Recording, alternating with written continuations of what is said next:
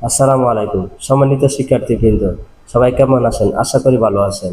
তা বন্ধুরা, আমি গত ক্লাসে আপনাদেরকে বেসিক ক্লাস 5 এ আপনাদেরকে দেখিয়েছিলাম রিউল এবং মিউমের সাথে স্বরবর্ণ সংযুক্ত হয়ে যে উচ্চারণটি প্রকাশ করে। তো আজকে আমি শেখাবো বিউফ এবং সিউতে। আসলে ভিডিওতে একটি ভিডিওতে তিনটা চারটা বর্ণের সাথে স্বরবর্ণ সংযুক্ত করে এ, আপনাদেরকে দেখাতে গেলে অনেক সময় লেগে যায়, তাই আমি দুইটি দুইটি করে দেখাচ্ছি। আর আশা করি আমি আগে যেহেতু আপনাদেরকে গিউক, নিউন, দিগুত, রিউল, মিউম এই এই এই ছয়টি আমি আপনাদেরকে শিখিয়েছি। তো আপনারা অনেকটাই বুঝতে পেরেছেন আশা করি, যদি আমরা ভিডিওটি ভালো করে মনোযোগ সহকারে দেখে থাকেন।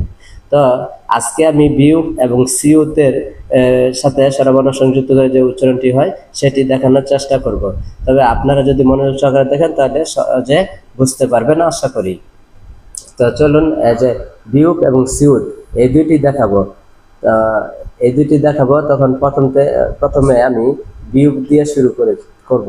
বিউকের বাংলা যে অক্ষরটি হবে সেটা হলো ব। বিউক, ব। আসলে খেয়াল করবেন, প্রথমে যে উচ্চারণটা আসে প্রতিটি বর্ণের, যেমন মিউমের ম, রিউলের র, দিগুতের দ, নিউনের ন, গিউকের গ।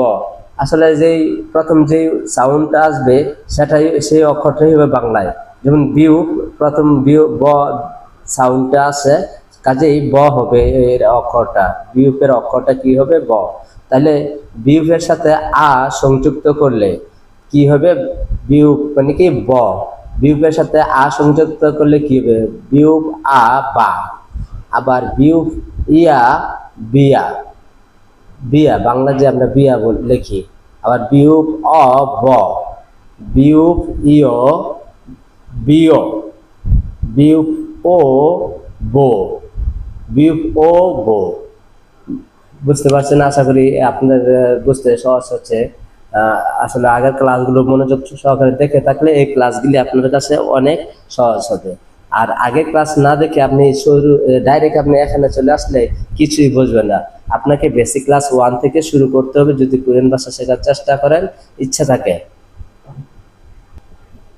তো দেখেছিলাম বিউপ ও, বো। এবার দেখাবো বিউফ ইয়। বিউফ ইয়, যেমন মিউম ইয়, মিয়। বিউফ ইয়, বিয়। বিউফ ইয়, বিয়। এবার বিউফ ও, রসু ও। বিউফের নিচে রসু ও উচ্চারণটা হবে বিউফ ও, বো। বিউফ ইউ, বিউ।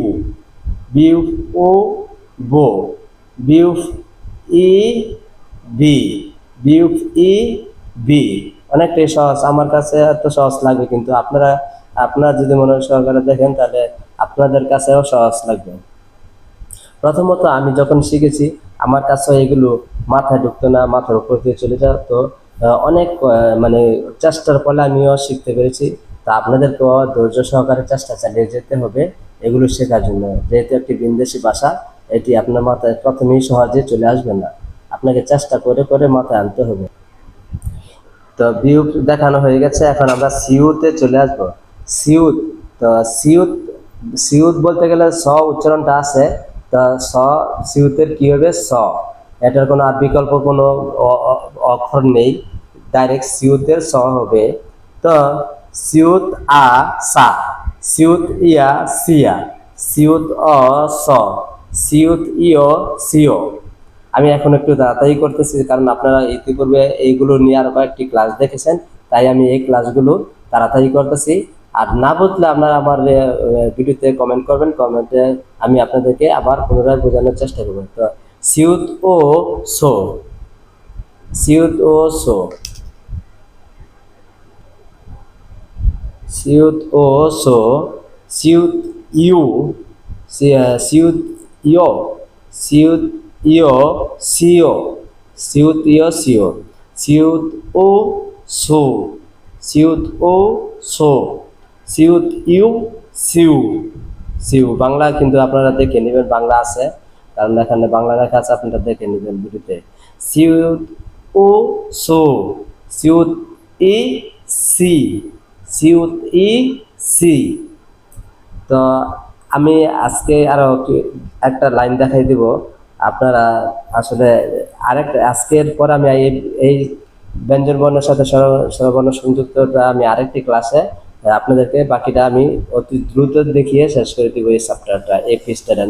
এটা পৃষ্ঠা নম্বর 9। তো চলুন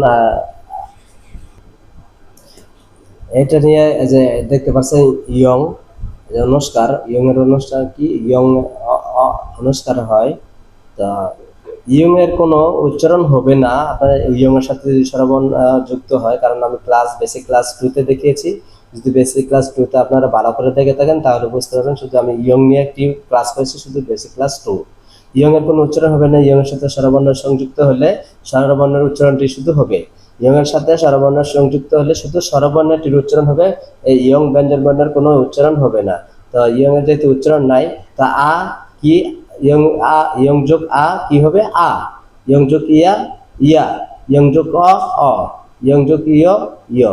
ইয়ং যোগ ও, ও। ইয়ং যোগ ও, ও। ইয়ং যোগ ইয়, ইয়ই। ইয়ং যোগ ও, ও। ইয়ং যোগ ইউ, ইউ। ইয়ং যোগ ও, ও। ইয়ং যোগ ই, ই। এটা একদম সহজ, আপনার কাছে মনে হবে, কারণ এটা ব্যঞ্জন বর্ণের কোনো উচ্চারণ করতে হবে না, শুধু আমি জাস্ট স্বরবর্ণটির উচ্চারণ করেছি, কারণ ইয়ং এর সাথে স্বরবর্ণ সংযুক্ত হলে ইয়ং এর কোনো উচ্চারণ হয় না, শুধু স্বরবর্ণটির উচ্চারণ করে নিতে হয়। তো বন্ধুরা, এই ছিল আমার আজকে বেসিক ক্লাস 6 এর, এতটুকুই ছিল।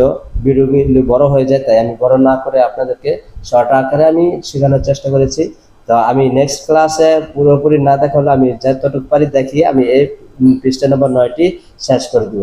তো বন্ধুরা, যদি আপনার ভিডিওটি আপনাদের কাছে ভালো লেগে থাকে তো আশা করব আমার ভিডিওতে একটি লাইক দিয়ে কমেন্ট করবেন কেমন লেগেছে, আর আমার চ্যানেলটিকে সাবস্ক্রাইব করে দিবেন।